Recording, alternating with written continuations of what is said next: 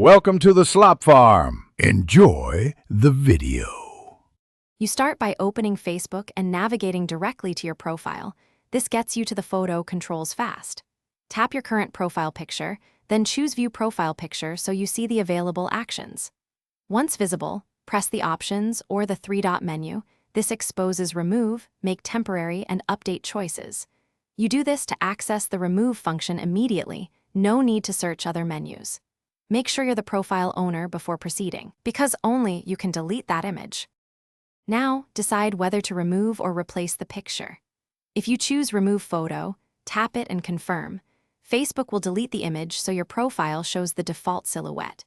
If you prefer privacy instead, choose Update Photo and pick Choose Photo or Upload Photo to set an image only you control, or select Make Temporary and set an expiration. These options matter because Remove is permanent, while Temporary lets you revert automatically. Confirm prompts to finalize the change. Finish by verifying the result. Open a private window or ask a friend to view your profile so you confirm the change. If Remove was grayed out, make sure you are logged into the correct account and that the app or browser is updated. Permissions sometimes block edits. If the button still doesn't appear, clear cache or reinstall the app. That resolves most UI glitches. If problems persist, wait a few minutes and try again.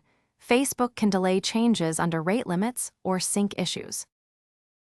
Thanks for watching. Consider subscribing if we helped you today.